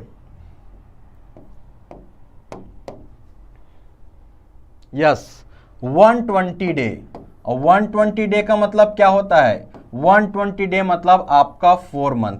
आपसे क्वेश्चन पूछा जाए life span of white blood cell, तो आपको याद रखना है 14 डे, 2 वीक याद रखना है, आसपास का रेंज दिया रहेगा। आपसे क्वेश्चन पूछा जाए लाइफ स्पान ऑफ प्लेटलेट्स, आपको आंसर करना है 7 डे, इसी के आसपास आपको डाटा देखने को मिलेगा। तो करेक्ट आंसर आपका ये क्लियर हो गया। अब यहां पर आपका 12 to 14 लिखा रहेगा, यहां आपका 7 से 10 होगा, इस तरीके का डेटा हो सकता है। बाकी ये एकदम फिक्स होता है 120 day. Next, how much blood usually is donate at time. एक टाइम पे कितना ब्लड डोनेट कर सकते हो, करेक्ट आंसर क्या होगा।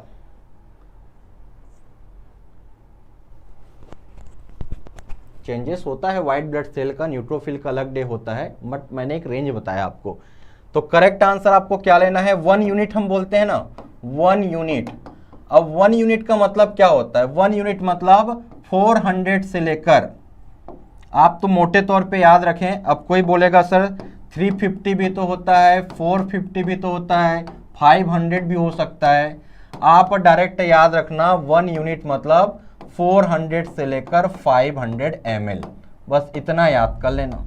बाकी कोई बोलेगा 350 ml होगा, 450 ml होगा 1 यूनिट का मतलब, तो आप इस तरीके से याद कर लेना। तो ए इसका करेक्ट आंसर होगा। तो एक बार में 1 यूनिट आपका 350 भी होता है, 450 भी, 5 ml, ये तो बहुत ज़्यादा हो गया, इस रेंज को याद कर लेना। और इसी को बोलते हैं 1 पिंड बोला जाता है इनको। क्लियर।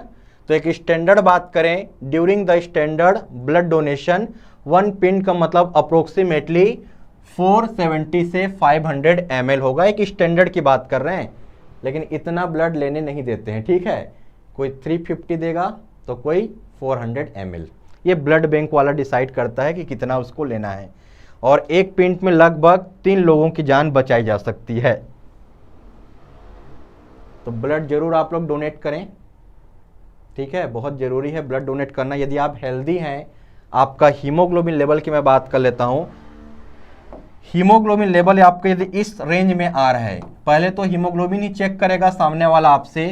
मेल में हीमोग्लोबिन लेवल होना चाहिए 14 से लेकर 18 ग्राम पर डेसीलीटर, और फीमेल में चेक करेंगे ब्लड देने से पहले कि उनमें 12 से 14 ग्राम या 16 ले सकते हो, और ज़्यादा रेंज लिख लेता हूँ, 16 ग्राम पर डेसीलीटर।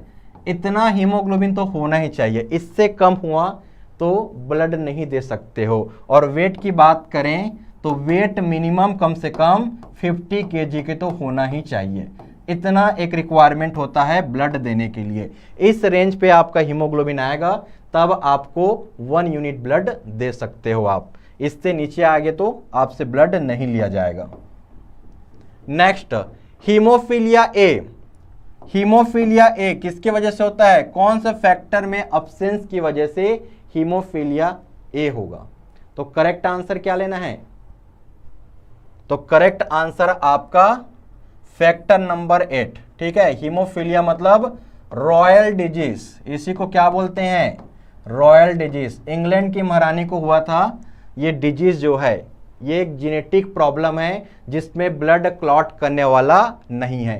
हीमोफीलिया में ब्लड क्लॉट नहीं करता है और सबसे पहले ये इंग्लैंड की महारानी विक्टोरिया में देखा गया था। तो इसका नाम क्या है, रॉयल डिजीज। रॉयल लोगों को होता है, आपको टेंशन लेने की जरूरत नहीं है, खानदानी है, जेनेटिक है। तो फैक्टर 8 याद करना, कई बार एग्जाम में आया हुआ है हीमोफीलिया करके, राइट। हीमोफीलिया बी जो होता है ये फैक्टर नंबर 9 की डिफिशियंसी की वजह से होगा, जिसको क्रिसमस फैक्टर बोलते हैं, राइट। रॉयल डिजीज है। Which is the most abundant type of the haemoglobin present in adult. अब बताइए हमारे अडल्ट में ब्लड में हीमोग्लोबिन किस टाइप का प्रेजेंट होता है, किस टाइप का हीमोग्लोबिन है आपके अंदर में, जिसको शॉर्ट में बोलते हैं HB। तो करेक्ट आंसर क्या होगा, करेक्ट आंसर HbA। अडल्ट में क्या होता है, HbA। ये बच्चों में होता है, फीटस में होता है। फीटस में क्या होता है आपका हीमोग्लोबिन F, और हम में क्या होता है ये वाला, राइट। बी इसका करेक्ट आंसर होगा।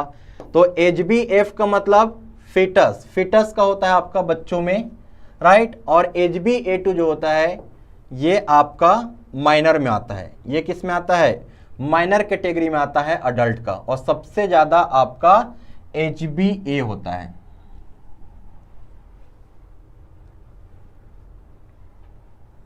नेक्स्ट क्वेश्चन का आंसर करेंगे, ये भी आया था आपके एग्जाम में महाराष्ट्र ड्रग असिस्टेंट में। Plasma from which the clotting factor are removed is known as. तो प्लाज्मा से क्लॉटिंग फैक्टर फाइब्रिनोजन को यदि रिमूव कर दिया जाए तब हम उसको क्या बोलते हैं।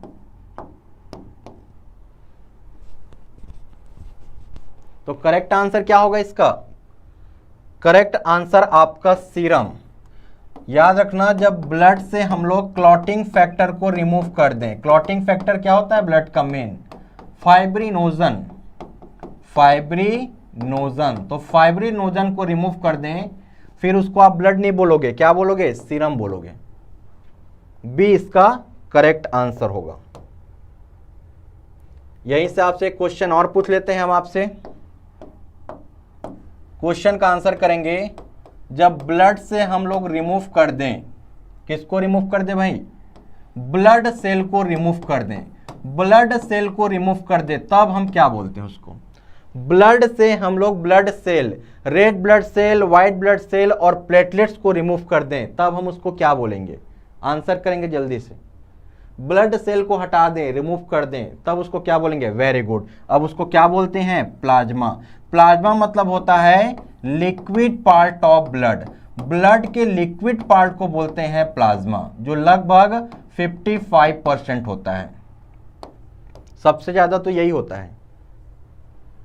और सीरम का मतलब ब्लड से क्लॉटिंग फैक्टर को रिमूव करना, ब्लड से क्लॉटिंग फैक्टर को रिमूव करना मतलब सीरम, उसी का टेस्टिंग करते हैं blood test. Most of the volume of normal human blood is composed of. तो हमारा ब्लड में सबसे ज्यादा क्या प्रेजेंट है, रेड ब्लड सेल प्रेजेंट है, व्हाइट ब्लड सेल है, कि प्लेटलेट्स है, कि प्लाज्मा है। तो सबसे ज्यादा क्या प्रेजेंट है हमारे ब्लड में। तो ब्लड की बात कर लेते हैं कि ब्लड में क्या चीजें हैं। तो ब्लड में आपका प्लाज्मा है, और ये प्लाज्मा आपका 55% है। तो बचा कितना, 45%। इस 45% में लगभग 44% तो रेड ब्लड सेल है, तो बचा कितना, 1%। और 1% में आपका प्लेटलेट्स हो गया और आपका व्हाइट ब्लड सेल हो गया। प्लेटलेट्स और व्हाइट ब्लड सेल 1% है, 44% तो रेड ब्लड सेल है। तो ये आपका कंपोजिशन है ब्लड का, याद रखना है, एग्जाम में पूछा जा सकता है। और इसमें भी 90% वाटर है, प्लाज्मा में भी 90% वाटर है, ये भी एग्जाम में पूछा जाता है।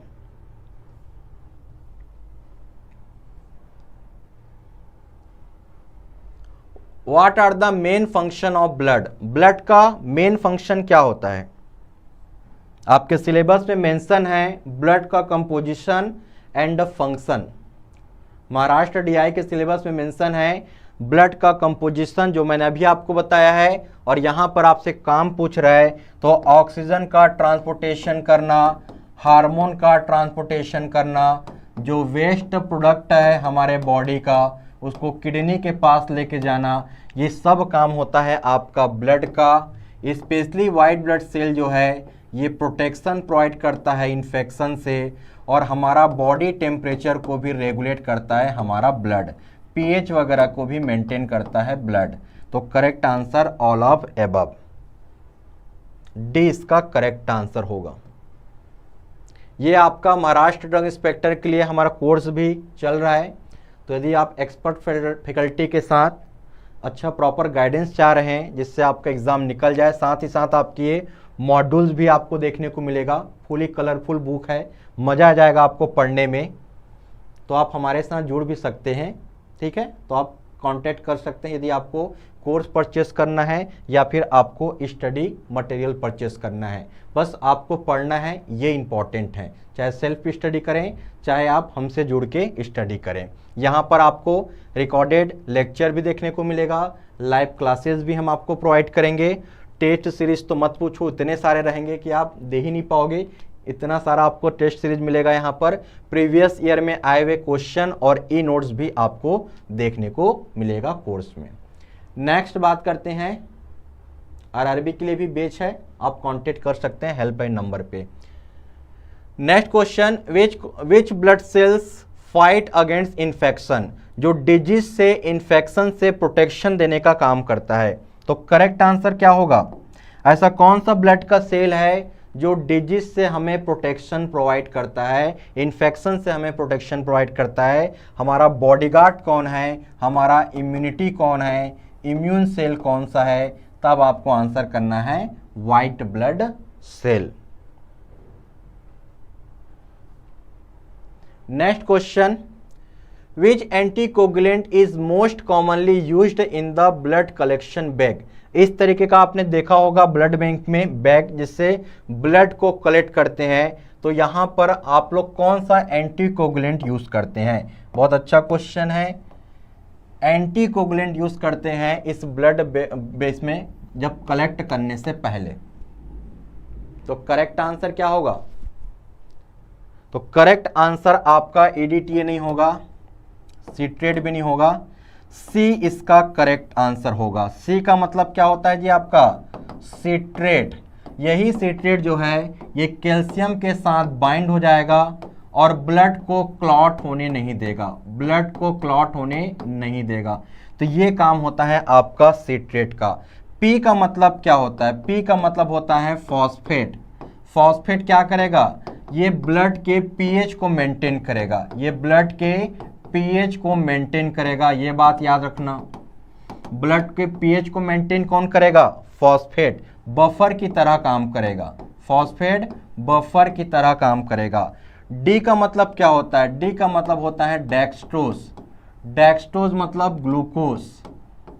ये क्या देगा? ये रेड ब्लड सेल को एनर्जी देगा, ठीक है, इसको न्यूट्रिएंट देगा। क्या देगा? न्यूट्रिएंट। और बचा क्या? ए। ए का मतलब होता है एडेनिन, जो कि एटीपी देगा। ये क्या देगा? एनर्जी देगा, एटीपी देगा। तो इसका फुल फॉर्म क्या हो गया? Citrate phosphate dextrose adenine. ये एटीपी देगा, ये न्यूट्रिएंट देगा रेड ब्लड सेल को, पी फॉस्फेट जो कि ब्लड के पीएच को मेंटेन करेगा, और सिट्रेट क्या करेगा? ये कैल्शियम के साथ बाइंड करके ब्लड को क्लॉट होने नहीं देगा, क्योंकि कैल्शियम की वजह से ब्लड क्लॉट कर जाता है। यहां पर आप देख सकते हो इसी का ही फुल फॉर्म दिया गया है, सिट्रेट फॉस्फेट डेक्सट्रोज और एडेनिन। सबका काम मैंने आपको समझा दिया। ये सब क्या करते हैं आपको याद करना है। ये सब एंटीकोगुलेंट हैं जो कि प्रिजर्व करते हैं ब्लड को।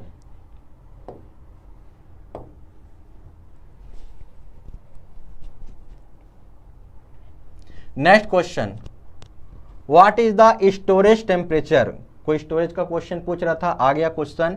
What is the storage temperature for the whole blood, blood को कितने टेम्परेचर पे स्टोर करते हैं, तो फ्रिज में स्टोर करते हैं और कोल्ड टेम्परेचर होना चाहिए। कोल्ड टेम्परेचर का मतलब 2 से लेकर 8 डिग्री सेल्सियस। इंसुलिन को भी तो यहीं पर स्टोर करते हैं ना, इंसुलिन, ये भी बहुत कॉमन क्वेश्चन है कि इंसुलिन को किस टेम्परेचर पे स्टोर करते हैं, कोल्ड टेम्परेचर पे स्टोर करते हैं। ब्लड को किस टेम्परेचर पे स्टोर करते हैं, कोल्ड टेम्परेचर। और ऑप्शन में कूल भी होता है, कूल मत कर देना, कूल का मतलब होता है 8 डिग्री से लेकर 25 डिग्री, तो ये आंसर नहीं करना है। कोल्ड टेम्परेचर होना चाहिए 2 से लेकर 6-8 के बीच में। Next question, blood component are separate using which equipment, plasma को लिक्विड पार्ट को सेपरेट करना है ब्लड के सॉलिड पार्ट से, तो कौन सा इक्विपमेंट यूज करेंगे।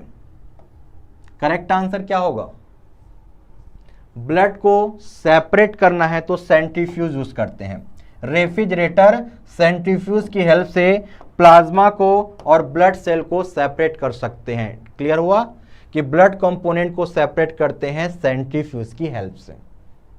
घुमाएगा, सेपरेट हो जाएगा, प्लाज्मा अलग हो जाएगा और ब्लड सेल सेटल डाउन हो जाएंगे। Next, aplastic anaemia is caused due to, aplastic anaemia question पूछ रहा है। अप्लास्टिक एनीमिया में क्या होगा, आपका ब्लड सेल फंक्शन डिस्टर्ब होगा, increase the destruction of blood cell होगा, impaired production of blood cell होगा, कि नन ऑफ द अबव। क्या आंसर होगा, अप्लास्टिक एनीमिया मतलब ए से बी को याद कर लेना, बोन मेरो में डिफेक्ट होना, बोन मेरो में डिफेक्ट की वजह से अप्लास्टिक एनीमिया देखने को मिलता है। और अप्लास्टिक एनीमिया डिफेक्ट हुआ, इससे क्या प्रॉब्लम हो जाएगा, ब्लड सेल बनने में प्रॉब्लम आएगा, इंपेयर होगा प्रोडक्शन जो है। तो करेक्ट आंसर क्या लेना है, C, red blood cell, white blood cell और प्लेटलेट्स, इनका प्रोडक्शन इंपेयर होगा। सी जो कर रहे हैं उनका बिल्कुल करेक्ट आंसर है, right. Next question, for donation blood is collected from, तो ब्लड कलेक्ट करना है तो किस वेन से ब्लड को आपका कलेक्ट करते हैं, ये क्वेश्चन पूछ रहा है। आपने डोनेट किया होगा तो इसका आंसर आप बहुत अच्छे से दे पाओगे। कान से, यहां से निकालते हैं क्या ब्लड, बिल्कुल भी नहीं। हिपेटिक मतलब लीवर, क्या लीवर वाले पोर्टल वेन से निकालते हैं क्या, बिल्कुल भी नहीं। कोई भी आर्टरी नहीं चलता है ये वाला, ये एल्बो के पास होता है, एल्बो के पास, यहां पर से, ये सुपरफिशियली। सी, यहां पर से कलेक्ट करते हैं ब्लड को। आपने देखा भी होगा मीडियन क्यूबिटल वेन जो कि एल्बो पे प्रेजेंट होता है, यहां से ब्लड को कलेक्ट करते हैं ब्लड डोनेशन में। आप देख पा रहे होंगे एल्बो के पास ये प्रेजेंट होता है।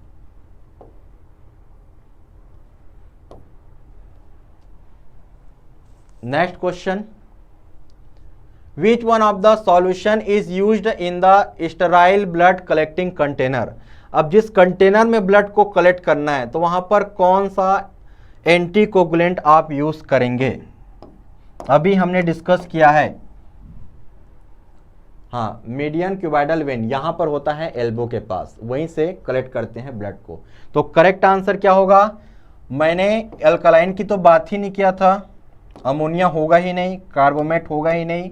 हमने क्या बात किया था, आपका सिट्रेट हो गया, डेक्सट्रोज हो गया, और एक हमने क्या बताया था, फॉस्फेट बताया था, राइट। तो यही इसका करेक्ट आंसर होगा, ये इसका करेक्ट आंसर होगा, राइट। सिट्रिक एसिड यूज करते हैं जो कैल्शियम के साथ बाइंड होके ब्लड को क्लॉट होने नहीं देगा, तो एसिड हो गया। सोडियम सिट्रेट एंटीकोगुलेंट है, ब्लड को क्लॉट होने नहीं देगा। ग्लूकोज डेक्सट्रोज एनर्जी देगा रेड ब्लड सेल को। ये आपके लिए बुक भी है ड्रग इंस्पेक्टर के लिए, यदि आप कोर्स परचेस नहीं करना चाह रहे हैं, सेल्फ स्टडी करना चाह रहे हैं, तो ये आपका भी एमसीक्यू बुक अवेलेबल है जेडीसी का, फिंगर टिप्स का, और आपका थ्योरी वाला बुक भी बहुत जल्द आपको अवेलेबल हो जाएगा, राइट। एडेनिन का काम क्या है, ये एटीपी बनाता है। Next question, vitamin K is essential for synthesis of following factor except. तो ये हमने डिस्कस किया है कि विटामिन के जो है ये किस फैक्टर को एक्टिवेट करता है। तो एक्सेप्ट पूछा है, मतलब जिसको एक्टिवेट नहीं करेगा। तो करेक्ट आंसर क्या होगा, मैंने क्या बताया था, 2 के बाद क्या लेना है, 2 के बाद 7, ये दोनों को ऐड करोगे तो 9, और 9 के बाद क्या आता है, 10 आता है, राइट। तो करेक्ट आंसर क्या होगा, 10। ये तो करता है, बिल्कुल सही है। 9 भी करता है आपका, इसको एक्टिवेट करता है आपका, 2 को भी एक्टिवेट करता है, 7 को भी एक्टिवेट करता है, 3 को एक्टिवेट नहीं करेगा। सी जो कर रहा है उनका बिल्कुल करेक्ट आंसर है। Blood is coloured stain with. तो ब्लड का जो स्मीयर है, ब्लड को कलर करना है, तो कौन सा यहां पर डाई यूज होगा आपका, पूछ रहा है। मिथाइलिन ब्लू वाला डाई यूज करेंगे कि सेफ्रानिन यूज करेंगे कि कार्बोल फ्यूस्टिन यूज करेंगे कि लिस्मेन स्ट्रेन। स्ट्रेन मतलब कलर होता है। तो ब्लड सैंपल मिल गया तो ब्लड को कलर करेंगे। तो करेक्ट आंसर क्या होगा, बिल्कुल सही है, बहुत अच्छा क्वेश्चन है, सी इसका करेक्ट आंसर होगा। लिस्मेन स्ट्रेन का यूज होता है ब्लड सैंपल को कलर करने के लिए, और ब्लड सैंपल कलर होगा तो फिर red blood cell, white blood cell और प्लेटलेट्स या कुछ पैरासाइट जो रहेंगे, इनको हम लोग विजुअलाइज करेंगे, ऑब्जर्वेशन करेंगे माइक्रोस्कोप की हेल्प से।